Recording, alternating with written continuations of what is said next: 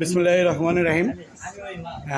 আমি এই যে 5ই আগস্ট গণ অভ্যুত্থান হলো, সেই গণ অভ্যুত্থানের আজকের এই বিজয়ের পরে যে কত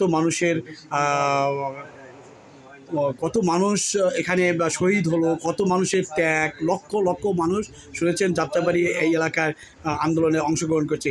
তার ভিতরে কত মানুষ পঙ্গুত্ব বরণ করছে, কত মানুষ যে স্যাক্রিফাইস করছে, শ্রমজীবী মানুষ তার কর্ম হারিয়েছে, কর্ম বাদ দিয়ে এই আন্দোলনে অংশগ্রহণ করছে। তাদেরই একটি সচিত্র প্রতিবেদন, একেবারে একটা জীবন্ত প্রতিবেদন আমি আজকে আপনাদের সামনে তুলে ধরছি। আপনার নামটা বলবেন কি? শাহ আলম গাজী। আপনি এই যে আপনার পঙ্গুত্ব বরণ যে গুলি খেলেন, এই গুলি খেলেন কত তারিখে? 19 তারিখে। ওই যে ছাত্ররা যেদিন বন্ধ করলো, তারপরে যে আন্দোলনটা হলো, ক্র্যাকডাউন, প্রথম ক্র্যাকডাউন। আচ্ছা, কোথায় বসে কিভাবে হলেন?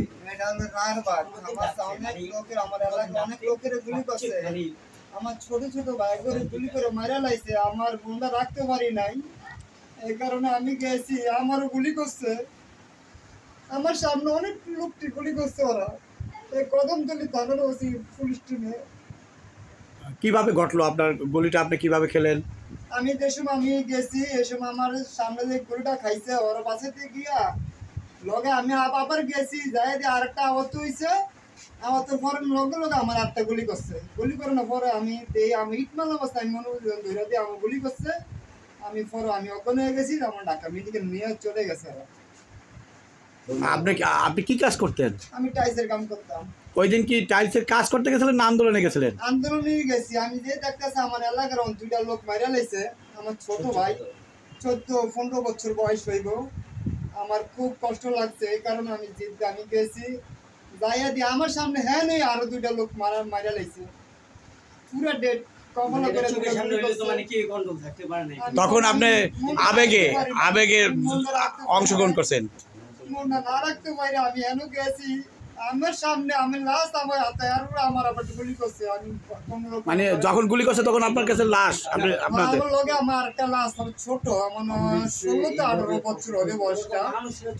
ওই এলাকার খুব কষ্ট পাইছি। আমার ওই লাশটার বাড়ি কোথায়? এই লাশটার বাড়ি আমার পর্তুগালি হইব। আমার তাদের পরিবার কেউ আছে? আছে আমার এটি রায়েরবাগে। আচ্ছা আপা, আপনি ওনার ওয়াইফ? আচ্ছা, ওনাকে নিয়ে তো ঢাকা মেডিকেলে আপনি জানতে পারলেন যখন, যে ঢাকা মেডিকেলে তখন গেলেন,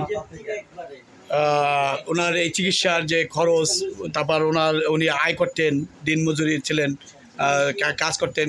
এখন আপনার সংসার অথবা এই আন্দোলনে যে অংশগ্রহণ করার পরে আপনার যে সমস্যা, সেগুলো একটু তুলে ধরেন। আমার সমস্যা, আমার 2টা বাচ্চা আছে ছোট ছোট। আমার স্বামী তো মনে কম হয়ে গেছে, করার মতো। আমার পাশে যদি একটু দাঁড়ায়, আমার স্বামীর পাশে খারাপ, আমার পরিবারের পাশে খারাপ, আমি একটু খুশি হই। আমাদের এমন একটা কিছু সরকারি যাতে চলতে পারি, কোনো কন্টিনিউশন একটু ভবিষ্যৎ খারাপ হইতে পারে। তো দেখছেন কি অবস্থা। আপনার দাবি হচ্ছে যে আমার স্বামী এই আন্দোলনে অংশগ্রহণ করতে দিয়ে আজকে পঙ্গু, কাজ করতে পারছে না। আপনার পরিবারের এই যে এখন ওনার চিকিৎসার ব্যয়, অনেক টাকা চিকিৎসার ব্যয় হচ্ছে, সেই ব্যয় বহন করতে পারছেন না। এখন বৈষম্য বিরোধী ছাত্র আন্দোলনের নেতাদের কাছে আপনার দাবি হচ্ছে ওনার সুচিকিৎসা করা, আপনার পরিবার যাতে চলতে পারে সেরকম একটা কর্মব্যবস্থা ওনার না হোক, আপনাকে যদি একটা কর্মব্যবস্থা করে দেয়, তাহলে হয়তো আপনার পরিবারটা সচল হবে, আপনার বাচ্চারা চলতে পারবে। আচ্ছা, যদি কোনো বৈষম্য বিরোধী ছাত্র সমন্বয়করা দেখেন অথবা ঊর্ধ্বতন কোনো কর্তৃপক্ষ যদি এই ভিডিওটা দেখে থাকেন, তাহলে এই পঙ্গু ভাই, আপনি 18ই আগস্ট না 19 আগস্টের যে আন্দোলন, সেই আন্দোলনে গুলি খেয়ে যে পঙ্গুত্ব বরণ করছেন, তার এখন দিন আনি দিন চলছে।